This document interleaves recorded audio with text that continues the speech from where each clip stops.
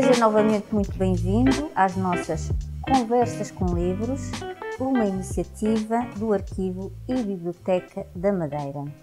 No ano em que se celebra o centenário de José Saramago, vamos falar com a professora Wanda Gouveia, professora, licenciada em Estudos Portugueses e grande estudiosa de uma das obras de José Saramago, nomeadamente o Evangelho segundo Jesus Cristo. Boa tarde, professora Wanda. Muito obrigada por ter aceitado o nosso convite. Boa tarde, Marcela. Eu é que agradeço. Muito obrigada. Agradeço a oportunidade. De nada. E nós vamos falar de um livro que é, de facto, um dos livros da sua vida e ao qual, dentro do coletivo das obras de José Saramago, porque escolheu logo o Evangelho segundo Jesus Cristo para uma tese de mestrado e não apenas, para outra tese de doutoramento. Como é que explica esse fascínio e toda essa dedicação?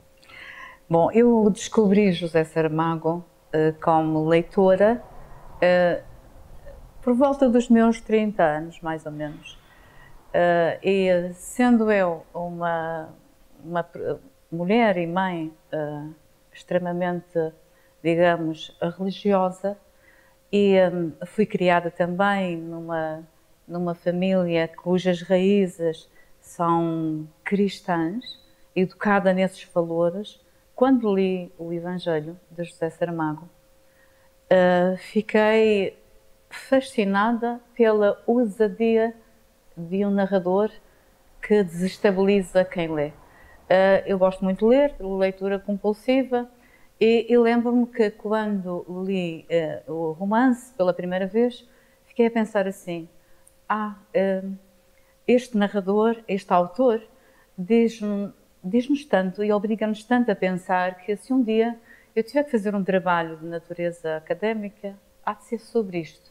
Porque o livro era, para mim, um filão onde eu ia descobrindo, digamos, caminhos de descoberta para as minhas dúvidas, para algumas certezas desconstruídas, pela leitura do romance, e foi assim que nasceu, de certa maneira, uma vontade muito grande de ler José Saramago.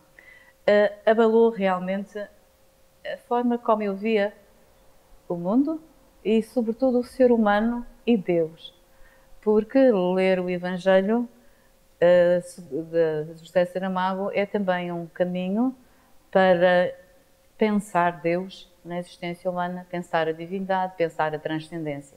Nessa linha de sentido, eu fiquei até muitos dias sem dormir porque o livro abalou-me mesmo. E então, abalou as suas convicções, abalou a sua própria cultura, como uma vez que foi criada no âmbito da religião católica, não é? Sim. E de facto deve ter tido um impacto muito, muito forte. Como diz. Sim, quando digo que abalou as convicções, eu não deixei de ser, como é que é dizer, José Saramago é um ateu. Sim. Eu fui educada na religião cristã. Ao ler o romance,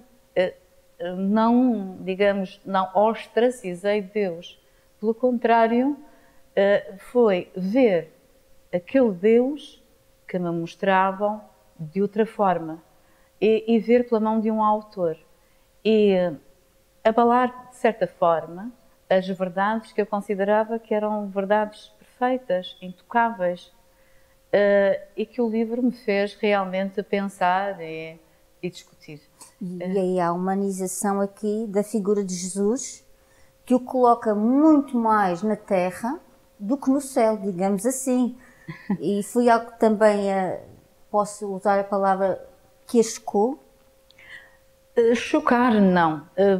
Digamos, a figura de Jesus não me choca. O que me chocou mais no romance, na altura, foi o inusitado, por exemplo, de ver José e Maria como um casal comum. Isso sim, foi o choque inicial, mesmo logo no primeiro capítulo do romance. O Jesus que José Saramago modela neste romance é um Jesus perfeitamente divino, no sentido de que é a excelência humana. E nesse sentido, é como qualquer um de nós, alguém que tem um percurso a fazer, procura a sua própria identidade, é bom, é apaixonado, é, digamos, tolerante, é amigo daqueles que mais sofrem e é, sobretudo, um Jesus crítico, um Jesus que está à procura sempre da verdade. E é também um Jesus que dialoga, que se interessa, que questiona. E por isso, nessa linha de sentido, essa visão, quer dizer, a visão que tinha também era que Jesus seria um ser de eleição, um ser de transcendência. E no livro O Evangelho segundo Jesus Cristo, realmente este Jesus de José Saramago é também um ser extraordinário, portanto, de eleição. Claro, humanizado. Mas ao longo do livro, e claro que todas as narrativas têm o que nós chamamos em literatura o percurso do herói, e neste caso o Jesus de Saramago é uma construção, é uma personagem que se vai construindo ao longo do livro, porque quando até ele encontra Deus, sim, ele aí há a revelação, ele diz mesmo à mãe, eu vi Deus, mas a conversa que ele tem com Deus logo nesse primeiro encontro é extremamente coloquial. Claro. Também Deus aqui é humanizado. Sim, Deus é humanizado, mas já pela negativa, digamos assim. Que é o Deus do Antigo Testamento. Exato. José Saramago diz, escrevo para desassossegar. Nessa linha de sentido, a forma como a personagem Deus está, digamos, descrita e modelada neste romance, a par de outras personagens, mas sobretudo esse Deus, é o Deus do Antigo Testamento e é um Deus que, de certa maneira, nos desassossega. Porque José Saramago vai beber às leituras do Antigo Testamento, digamos, e as características deste Deus. É um Deus tirano, é um Deus cruel, é um Deus sedento de sangue. Mas é também um Deus, como referiu, com uma linguagem extremamente coloquial. Ou seja, é um Deus humanizado, mas pela negativa. No sentido em que ele vai ter não aquelas características de bondade, de omnipotência, de solidariedade para com o outro, de perdão. Não é esse Deus que nós temos no Evangelho. É o Deus do Antigo Testamento, o Deus megalómano, que tem um projeto, um plano, que precisa cumprir para alargar os seus domínios. E para isso está disposto a tudo, curiosamente até um interminável cortejo de vítimas e de sangue, e em última análise a sacrificar o seu próprio filho. O seu próprio filho, exato. Por isso, este Deus, que é pai, não é? É um Deus cruel. Que instrumentaliza, vemos aqui quase uma instrumentalização de Jesus e se formos então alargar isso aos apóstolos todos, uma instrumentalização do ser humano para que ele leve aos quatro cantos da terra esse poder, esse domínio. Sim, sem dúvida. É quase uma instrumentalização. Sim, mas pronto, sendo um artista, um prémio Nobel, José Saramago na realidade vai às fontes, vai pesquisar, sendo ateu também, vai criar uma narrativa onde, me parece, defendo que o principal objetivo é abalar as consciências, é na realidade desassossegar. E porquê? Não é no sentido de que as pessoas deixem de acreditar ou ter a sua fé, ou de serem cristãs. Acho que pelo contrário, é para que sejam mais lúcidas, para que questionem, para que não aceitem verdades sem pensar um pouco, sem procurar compreender. E, efetivamente, a leitura do romance permite-nos, digamos, fazer essa análise ou fazer esse percurso. José Saramago, como escritor, digamos, tem um papel crucial através da voz narrativa Portanto, o narrador nos romances de José Saramago é uma entidade crucial porque é um narrador com muitas vozes. É aquele narrador que nos apela, que é irónico, que chama a nossa atenção, que até faz pontes entre o tempo da narrativa e o presente que estamos a viver. Era isso que estávamos há bocadinho a falar. Há 3 tempos aqui. Se formos a ver, existe o tempo do Velho Testamento, que é aquele Deus cruel, vingativo, sedento de sangue, de que falou. Depois temos Jesus, que é, no fundo, o dialogar, digamos assim, do cristianismo, do Novo Testamento. E depois temos um narrador que não está nem naquela época de todo, nem no Antigo nem no Novo, mas está no presente, porque até há uma passagem em que estamos ali e de repente, e se Golias vivesse hoje, diria José Saramago, seria um basquetebolista muito bom, por causa da altura que lhe é dada nas escrituras. O que é que isto também denota? Que José Saramago estudou a fundo os temas bíblicos. Sim, sem dúvida. Estudou com uma acuidade interessante o Antigo Testamento, o Novo Testamento, os outros Evangelhos, os Apócrifos, e todos estes documentos, porque só, penso eu, com uma grande, com múltiplas fontes, é que se consegue realmente criar esta e outras obras, como Caim, como já referi, que necessitam realmente de uma, digamos, de uma aprendizagem daquilo que é os textos bíblicos. Mas José Saramago, sendo ateu, na realidade vai também interpretar os textos à luz de uma maior racionalidade e não da fé. Assim, a fé é outra questão. Aqui estamos perante um escritor racional, mas espiritual, se me permite dizer no verdadeiro sentido da palavra. É alguém que tem um objetivo, uma missão. Essa missão é levar o ser humano a ser melhor. É um pregador. Sim, é um evangelista. É um evangelista. É um evangelista, assim como os outros evangelistas se propuseram narrar, digamos, a história de Jesus no seu tempo, este evangelista propõe-se mostrar uma outra face desse evangelho. Claro que abala, de certa maneira, a estrutura do discurso que nós estamos habituados, mas o objetivo é uma maior humanização do humano, se assim poderíamos referir. Sim, sim. Então, é um convite a sermos mais bondosos, mais solidários, mais altruístas, menos críticos, menos cínicos. E nessa linha de sentido, também vai mostrar, neste Evangelho, o papel da mulher.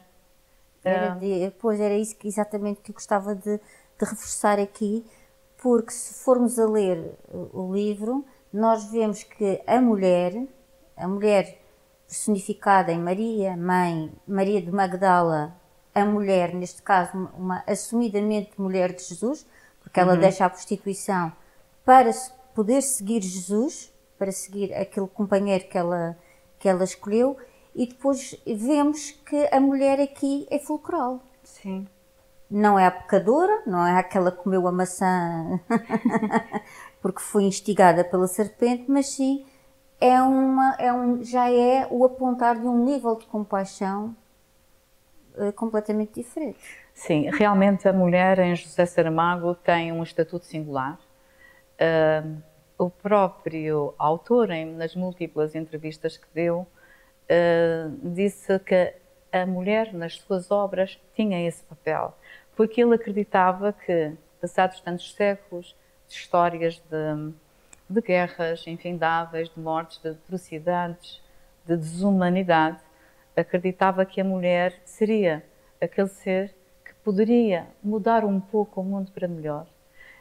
Nessa linha de sentido, a mulher tem, efetivamente, nas obras de José Saramago, um estatuto singular. Aqui no Evangelho é Maria Madalena, que tem, digamos, esse papel primordial, mais do que Maria, mãe de Jesus, ao contrário dos textos bíblicos, e é efetivamente, digamos, que ela é enaltecida pelo intenso amor que tem e sente e que a faz mudar de vida e que a faz mudar de vida para melhor. De certa maneira, também nós temos aqui no romance Zelomí, a escrava, que ajudou, foi a parteira de Maria na Gruta de Belém, e essa mulher também é símbolo de solidariedade, de bondade, digamos, de ternura e de compaixão para com aquele casal e sobretudo para aquela mulher em sofrimento com as dores da gravidez. Então, na realidade, José Saramago vai posicionar a mulher num estatuto primordial, dando-lhe essa consagração que os séculos não lhe deram, não é? Aliás, ou não lhe permitiram. Sim, e os próprios evangelhos que foram retirados dos canónicos, e seguimos aquela descoberta dos manuscritos do Mar Morto, temos um Evangelho segundo Maria Madalena. Pois sim, penso que José Saramago também se centrou nesses Evangelhos e nesses escritos. Nos apócrifos também. Nos apócrifos, e construiu este romance. Mas parece-me também que um dos objetivos do autor é mostrar, ao contrário de um certo discurso da Igreja separador de corpo e alma, que o nosso corpo é sagrado. É a casa de Deus. E o sexo, a relação sexual, são sagrados quando há amor. É por isso que nós existimos enquanto homem e mulher. E por isso condenar o sexo ou o corpo e entendê-lo como a parte pecadora, a parte negativa, que foi o discurso da Igreja durante muitos séculos, é realmente discriminador daquilo que nós somos de facto. Nós somos seres complexos, temos um corpo e o nosso corpo é sagrado tal qual como os nossos pensamentos, as nossas ações. Portanto, sendo nós extensões de Deus, os nossos assim. impulsos, a nossa religiosidade. E então, José Saramago, de certa maneira, ao colocar uma Maria Madalena, mulher de Jesus, de forma engraçada, é Jesus que aprende com ela a conhecer-se e a conhecer o seu próprio corpo e o corpo da mulher. Penso que nos quer mostrar também a sacralidade da relação homem-mulher. E, de certa maneira, digamos, negar ou confundir a ideia de que o corpo é negativo e é pecaminoso e deve ser castigado e deve ser suprimido, porque só a alma é que leva a Deus. Sim, mas se não tivéssemos um corpo, não poderíamos albergar nenhuma alma. Essa é que é a verdade. O corpo é a expressão da alma, se formos assim nesse raciocínio. O livro, eu estou a ver que deve ter a segunda edição, que é a mesma que eu tenho. Sim, tenho. Mas é uma segunda edição que foi está datada do mesmo ano da primeira edição. A minha é de 91, sim. Então, à época, anos 90, estamos a falar do início dos anos 90, o Evangelho segundo Jesus Cristo causou uma polémica enorme. De tal forma que o José Saramago e Pilar del Rio, a sua mulher, ele próprio decidiu voltar costas a Portugal, porque houve um subsecretário da Cultura que retirou o livro de uma lista de livros que iriam a um prémio de literatura europeu. Recorda-se desse episódio? Recordo-me, sim, com certeza, recordo-me. Bom, é normal que, quando se fala da religião, num país como o nosso, onde a maior parte das pessoas se assumia há alguns anos atrás como católica, é normal que, eu digo, as pessoas não sejam capazes de separar a arte da religião. E nós, quer dizer, enquanto leitores, nós temos o direito de gostar, ou de gostar menos, ou de não ler. Não é? Penso que não temos o direito de atrofiar as obras cujas temáticas podemos não estar muito de acordo ou criticar. a ação desse subsecretário ou subsecretário exato. Realmente foi vista na altura por uma parte da sociedade portuguesa como a forma mais correta. O futuro veio dizer que foi triste. Porque ele estava a condenar um futuro prémio Nobel. Prémio Nobel. Nós às vezes em Portugal temos uma mentalidade um pouco pequenina. Mas infelizmente estamos a falar de um livro publicado em democracia. Sim, sem dúvida. Já estávamos fartos da censura, a censura que censurou, por exemplo, Maria Teresa Horta, censurou Natália Correia, censurou uma data de autores, e de repente nós temos, em plena democracia, um político, digamos assim, que exerce esse poder de te retirar o livro de uma lista de livros para um prémio. E agora se vê que realmente ele procedeu da pior maneira. Mas não terá sido também uma pressão da Igreja Católica, ou uma pressão externa a ter aqui lugar? Poderá ter sido, mas penso, retomando a sua ideia de que vivíamos numa democracia, sim, mas a democracia é qualquer coisa que nós temos de defender a cada dia que passa. Não é porque estamos num regime democrático que a democracia está implementada ou que todas as pessoas são democratas. E, na verdade, José Saramago é um defensor da verdadeira democracia, que é a aceitação, um defensor de que devemos aceitar aqueles que não gostam de nós, aqueles que nós consideramos que são diferentes ou que pensam de forma diferente, porque, na verdade, o ser humano é diverso. E a atitude política, ou que possa ter sido também pressão da Igreja Católica, não me parece a mais consentânea com, digamos, o tempo que nós vivemos. Mas, na realidade, José Saramago retirou-se, não deixou de ser quem foi, a sua obra está aí a atestar o seu real valor.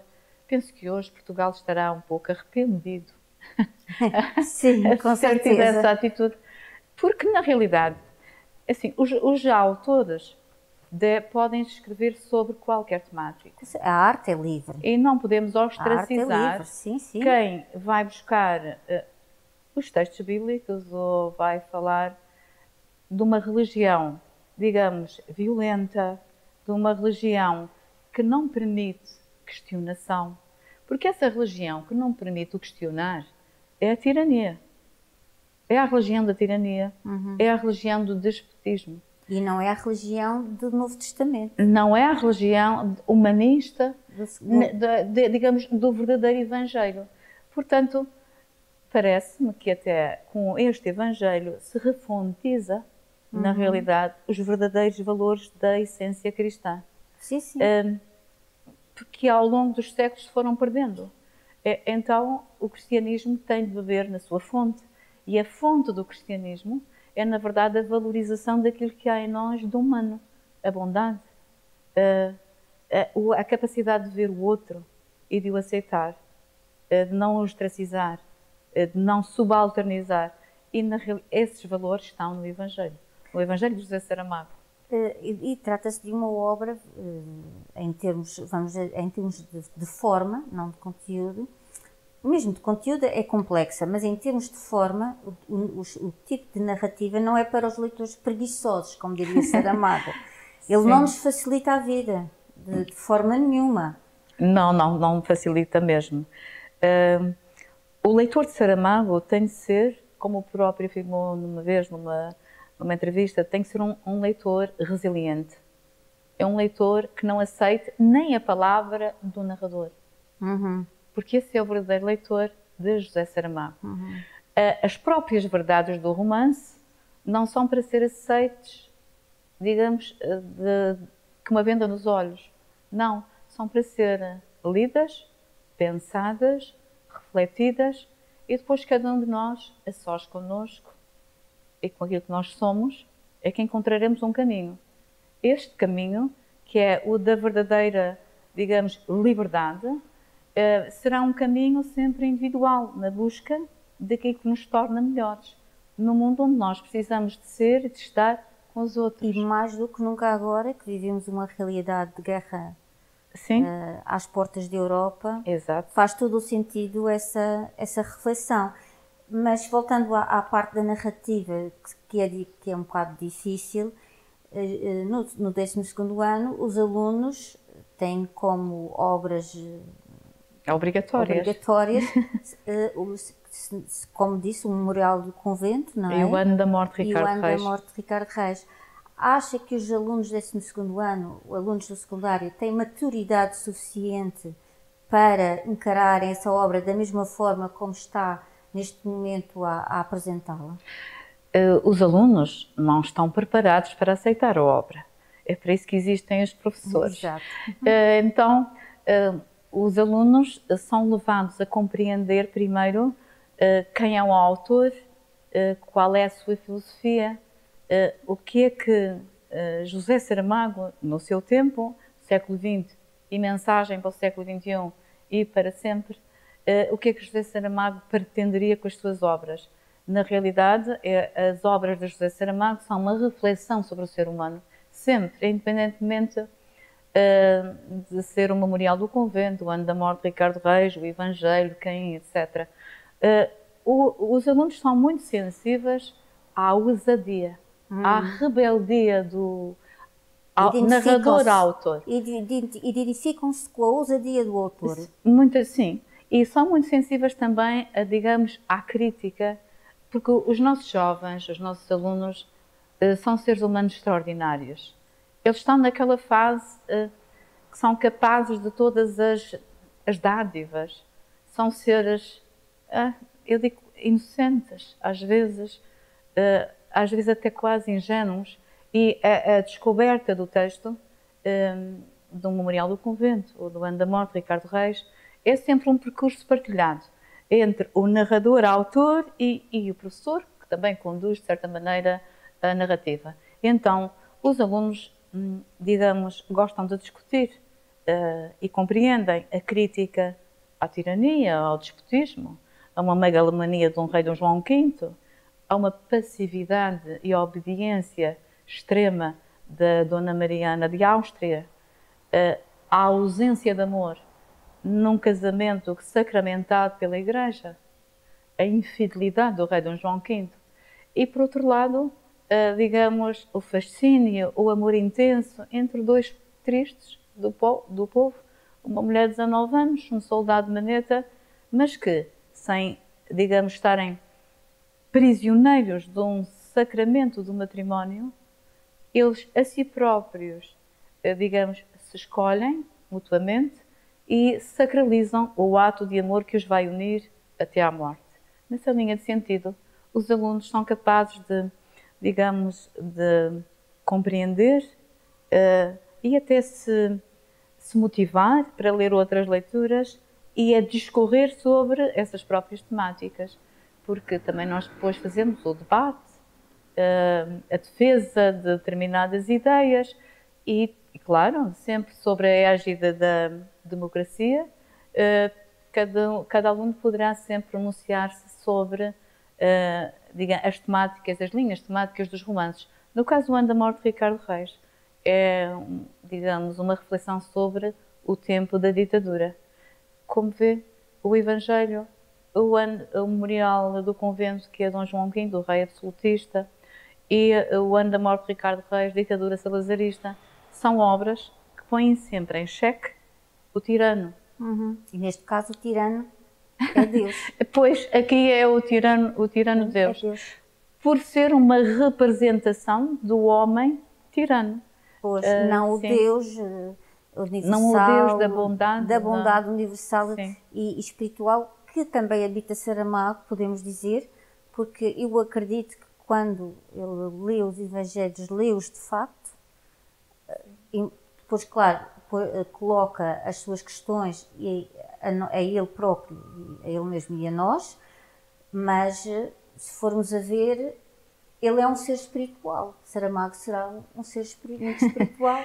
Sim, visto desta forma. o doutor Frias Martins defende mesmo que há uma certa espiritualidade em José Saramago. E essa espiritualidade é aquilo que o impulsiona a agir, digamos, de um ponto de vista ético e moral, em benefício da humanidade. Para fazer com que os seus leitores, aqueles que o ouvem, também nas suas múltiplas entrevistas, acordem, reajam, sejam sensíveis aos mais pequenos, aos mais humildes, porque o mais humilde é o outro igual a nós, nesta acessão. Nessa linha de sentido, José Saramago é, na realidade, um ser espiritual e um evangelista. E um evangelista, porque no fundo isto é um evangelho segundo José Saramago. Sim, sim, é um evangelho segundo José Saramago, sob o prisma de José Saramago. Há algum momento do livro que queiras fazer sobressair? É assim, o livro está cheio de momentos especiais. A primeira parte em que se descreve o Gólgota, as Marias ao pé da cruz, aquela imagem arquiconhecida, digamos, de todos aqueles que foram educados sob a religião cristã. Essa parte é uma parte interessante. Eu não consigo dizer, digamos, especificamente. Eu gosto do fim, quando o Cristo, na cruz, sofrendo, digamos, subverte todas as palavras que nós estamos habituados a ouvir e diz: homem, perdoai. Eu vou, se me permite, com certeza, posso com certeza. ler aqui Essa última parte. Só um bocadinho. Pode ler só um bocadinho. Então, Jesus morre e já vai deixando a vida. Quando de súbito o céu por cima da sua cabeça se abre de par em par e Deus aparece, vestido como estivera na barca, e a sua voz ressoa por toda a terra, dizendo: Tu és o meu filho muito amado, em ti pus toda a minha complacência. Então Jesus compreendeu que viera trazido ao engano, como se leva o cordeiro ao sacrifício, que a sua vida fora traçada para morrer assim, desde o princípio dos princípios, e subindo pela lembrança o rio de sangue e de sofrimento, que do seu lado irá nascer e alagar toda a terra, clamou para o céu aberto onde Deus sorria: homens, perdoai-lhe, porque ele não sabe o que fez. Bom, este é o fim do romance e é, de certa maneira, a subversão do texto bíblico, Sim. mas não deixa, na realidade, de ser uma chamada de atenção para a negação de qualquer entidade que seja violenta, tirana ou megalómana, e que, por isso, também este Deus, digamos, que é o Deus cruel, está condenado a morrer. Professora Wanda Gouveia, foi um enorme prazer conversar consigo sobre uma obra tão intensa, tão complexa e que com certeza os nossos leitores irão procurar após esta conversa muito interessante. E em nome da Direção Regional do Arquivo e Biblioteca da Madeira, nós agradecemos imenso a sua disponibilidade. O Evangelho segundo Jesus Cristo é uma obra que está disponível na biblioteca perto de si. Portanto, boas leituras. Obrigada. Obrigada.